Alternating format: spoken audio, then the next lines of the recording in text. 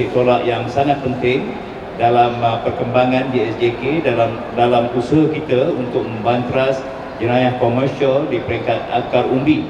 Terutamanya kalau dulu kita lihat banyak kejadian scam ini yang melibatkan apa yang dipanggil sebagai kedai account atau mule accounts, ya, ataupun yang menggunakan akaun-akaun orang ketiga, keempat dan sebagainya secara pindahan melalui penipuan-penipuan yang telah dijalankan atau dibuat, ya. So pindahan mule account ini sama ada secara sengaja atau berbayar melalui iklan-iklan sewaan dan sebagainya, ataupun secara tidak disengajakan digunakan. So ada dua keadaan di situ. Lama-kelamaan kita lihat bahawa trend ini telah beralih menggunakan syarikat-syarikat pula sebagai akaun Kalda ini.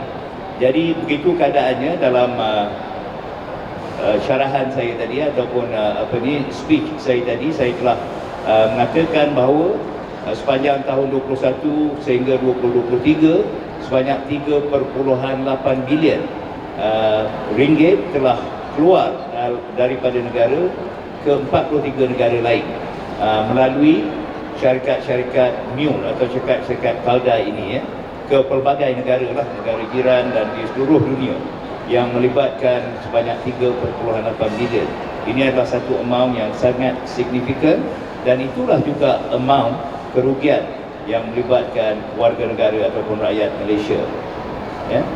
So dengan pelancaran ini kita harapkan para pengguna di luar sana untuk sentiasa semak mule 2.0 ini untuk syarikat-syarikat dan juga semak mule untuk individu-individu. Apabila dikatakan untuk menghantar sejumlah amount, apa-apa amount ke sesuatu akaun, jangan ragu-ragu untuk menyemak terlebih dahulu ke mana ataupun nombor akaun itu. Macam kita katakan, setakat ini telah ada 193,000 akaun-akaun dalam pengkalan data kita di semak mule itu yang boleh diperiksa sehari-harinya. Dan ini telah terbukti di mana kita berjaya menyelamatkan ataupun carian positif dikatakan, ya, sebanyak 1.9 juta carian positif. Carian positif ini bermakna dapat menghalang pengguna ini daripada memindahkan wang tersebut ke akaun yang telah diarahkan oleh scammer ini.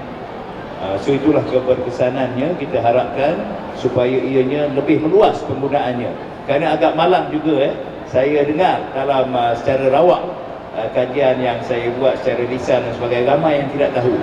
Malah ada dalam kalangan rakan-rakan saya sekalipun, apabila saya bercerita tentang semak mule ini, mereka pun tertanya-tanya. Itu menunjukkan, of course, kita tidak dapat 100% pada kebanyakan masa, tetapi kalau kita dapat tingkatkan dari masa ke semasa melalui kempen-kempen kesedaran seperti ini, insya-Allah ianya akan bertambah peratusannya itu kelak, sehinggalah ianya menjadi satu perkara yang biasa atau commonplace kepada pengguna-pengguna bahawa mereka perlu membuat semakan di semak mule ini, sama ada untuk akaun individu ataupun akaun syarikat.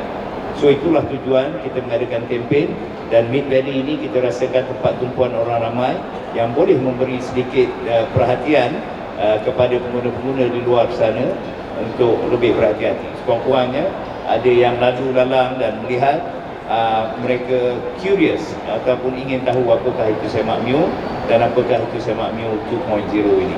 Itulah harapan kita, dan insya-Allah kita kempen ini tidak kurang, ratusan ribu yang kita buat sepanjang tahun, dan kita juga ada KPI mengenainya.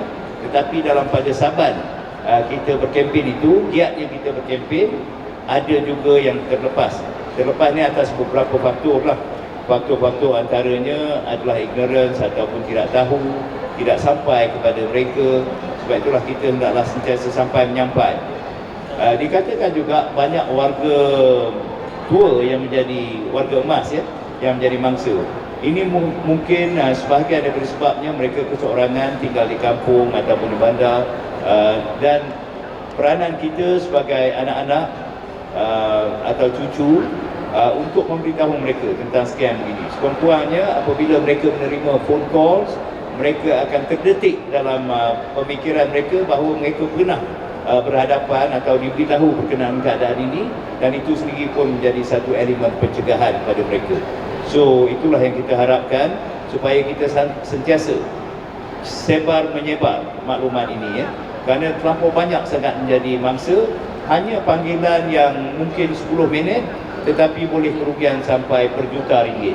1.4 juta, ada 4 juta pun ada, pelbagai. Hanya kerana menerima call sahaja. Dan apabila ini berlaku, malangnya pula mereka dikatakan mereka telah dipukau.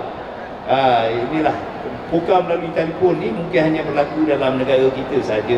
Kalau itu nak dijadikan satu alasan lah. Tetapi alasan yang sebenarnya adalah psychological factor. Permainannya adalah permainan psikologi. Orang yang tidak pernah membuat salah seumur hidup mereka, apabila mendengar ada penguatkuasaan yang sedang memerhatikan mereka dan akan mengambil tindakan terhadap mereka, mereka akan melakukan apa sahaja yang diarahkan untuk mengelakkan mereka daripada menjadi atau diambil tindakan undang-undang.